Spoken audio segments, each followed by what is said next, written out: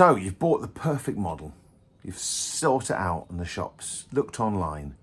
You spent hours painting it. You've crafted a bespoke base to really set off your paint scheme. It looks fantastic, but it's not for any particular game. What on earth are you going to do with those miniatures? Well, we're going to answer that in this episode, so stick with me while I tell you a bit about that. I'm going to have a look at the miniatures we painted last week as well. Hope you like those. And discuss exactly what we're going to do with all those miniatures we bought. So I love buying unusual miniatures.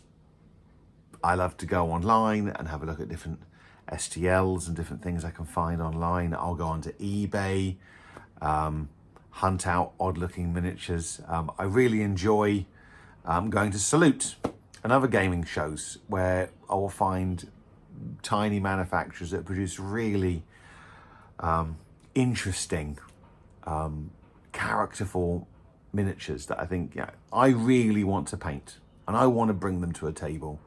I got some really nice game models from Salute, from Encounter Terrain, which I've been painting, but they're not for any particular game. So what are we going to do? So here's the wooden conveyor belt with the previous, I could paint 2 weeks ago, the Bullet, the Carrot and Electric Chair and the Slugmen, all from Encounter Terrain. There's no rules for these. They did not bring any rule sets out for Slugmen, Carrots, and the Bullet is for Dungeons and Dragons. Carrot and Electric Chair. If there's a game out there called Carrot and Electric Chair, let me know. I'd like to know more about it. And Slugmen, well, I'm sure there's Slugmen in other games, but there is no one unifying rule set for these. Don't worry, we will be looking at the miniatures I painted last week at the end. There'll be some glamour shots. Regular viewers know how this works. There's no rule set for these. Does that mean I shouldn't use them? I really enjoyed painting these. I doing a really bright color scheme and just relaxing. But how can I use these in a game? Well, it turns out there are rule sets out there specifically designed for using models just like this one. Let's have a look at those. So you just painted the most epic collection of amazing miniatures anyone's ever seen, but they're not tied to any one game. What can you do with those models? Well, my first instinct is to say, pick up Sword Weirdos. I bought it off War Games Vault for a few pounds. I like Sword Weirdos. People like Space Weirdos, which is the one that came before Sword Weirdos. This is like fantasy combat guys, but there is a science fiction version as well. If you want a slightly bigger science fiction game, well, there are some very famous publishers like Osprey Games have Xenos Rampant. This is designed so you can take the models you already have and tailor the rules for that faction, that army that you have, to your games. So there's no like, oh, I have to change these miniatures around to fit with the game. No, you tailor the game to fit the miniature collection that you have and that you want to play with, which is wonderful. There's a Dragon Rampant as well, and that's for fantasy, sort of rank and flank, big units moving around the board. Other games that are miniature agnostic, where you can use any miniatures you like, you haven't got to use a set range of miniatures, is Snarling Badger Studios. I think there's a struggling YouTuber called Adam, his friend Vince, who's a bit of a painter. Tabletop Minions. Snarling Badger Studios produce a series of games like Reign in Hell. They've got a new one out called Repent Ye Foolish Gods. It's their latest one, so maybe have a look at Adam's videos. I know he could use the help on there. Great games. Again, use whatever miniatures you want for those. Historical games. All historical games are miniature agnostic because nobody has a copyright on making a French Napoleonic line infantry or knights. If you've painted a fantasy game, then you can just use them in a historical game if you want to. Why not? The first Battle of the Five Armies game I think that was ever run at Gen Con was just based on like Napoleonic War rules that they just change it around. I have played Dead Man's Hand, which is a cowboy game using Imperial Guardsmen fighting against Elder Scouts. Why not? I mean, it's literally just your imagination. Just because this is a cowboy game, you can take the skin off, not literally, but take the setting, remove the setting and put your own setting. So we were just having Imperial Guardsmen fight against Eldar on some dust planet. And you know what? It was a good game. It was good fun. We just said, okay, a melter gun is a shotgun. A las gun is just a rifle. A las pistol is a pistol. So the imagination really is with you. What if I told you that when you're playing at home, even this game here, Warhammer 40,000, you can play with any miniatures you want. No one, last time I checked, Games Workshop didn't come around your house and check you were using the right miniatures. You can use whatever your imagination wants on your rule set. It's your game. You can play it how you want, even when planes are landing. So find a rule set, do what I do with it, and there's some really cheap ones out there. I picked this one up at Salute. At Salute. Super tiny skirmish. It comes with 2 paper miniatures, a couple of dice, and the rule set, well, it's pretty in depth, to be honest. Here's the rules. There. I'll probably record me having a game of this. We'll try it out, see how we get on. But there are many, many rule sets out there for you to choose. You've probably already got a rule set you can use for your miniatures.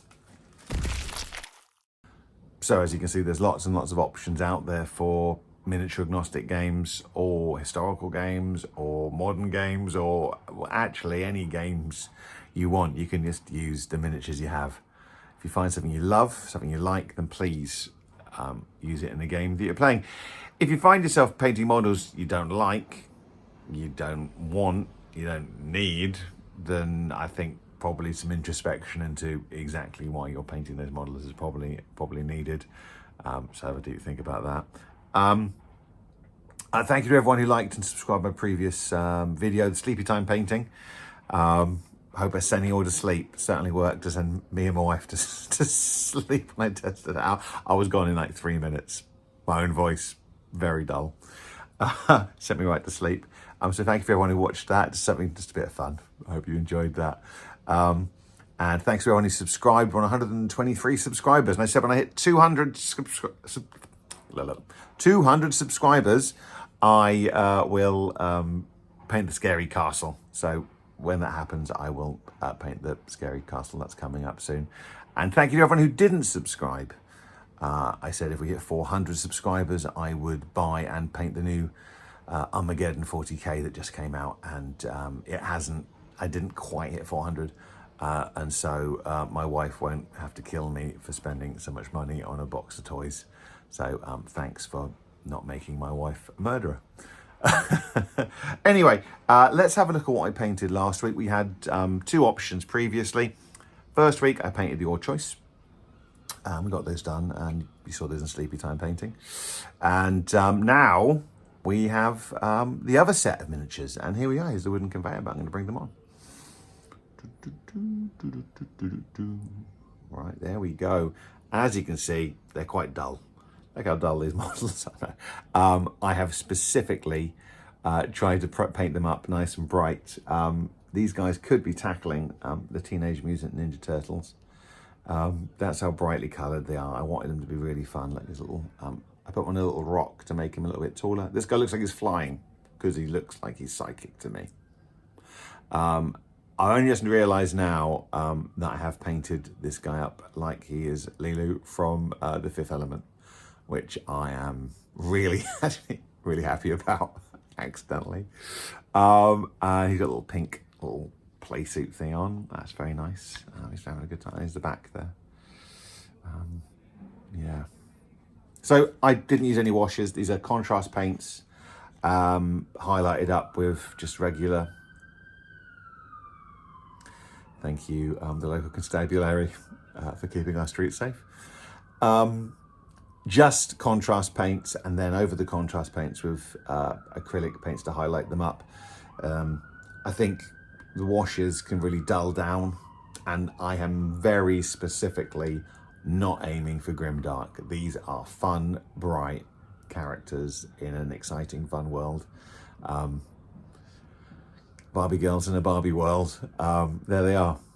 So I'm going to have a look at some rule sets. I think I know which ones I'm going to use, and we're going to have these guys fight the other guys in some battles in the future. So stay tuned. I will be playing some more games. I should say there is a heat wave going on. It's like 38, 39 degrees. If it hits 40 degrees, I'm not sure I'll be able to paint or even roll a dice. So my next video might be just me talking to you with sunburn and telling you how important it is to get fresh air and vitamin D. But here we go. These turned out really, really well. There'll be some glamour shots at the end of the video, don't worry. But there they are. Very nice. So it's also the 4th week, as you know. We've got Cazadores painted in 2 weeks. We've got these models painted in just 2 weeks. So I guess it's time for us to choose next month's project. Let's have a look. Okay, time to choose our projects. Got a couple of choices here. Nemesis Claw. Here we are, some Chaos guys. They look like fun. I've been wanting to paint them for a while. So maybe you're going to choose the Nemesis Claw, or perhaps this bag of miniatures here. This is, oh, why did they not open this bag earlier? Here we go. Some old classic metal striking scorpions. Get some nice old Eldari painted. Oh, there's a Warlock in here, look. That's pretty cool. So, what's it going to be? Eldar or Chaos Space Marines? Go into the comments, cast your vote, and let me know which of these 2 projects you want me to paint next month. Thanks a lot, guys.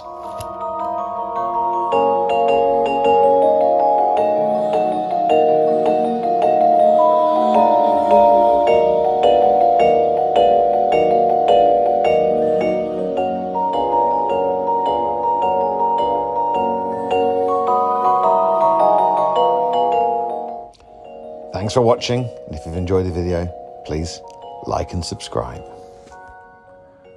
I probably should have explained it's not my birthday. Happy birthday, William.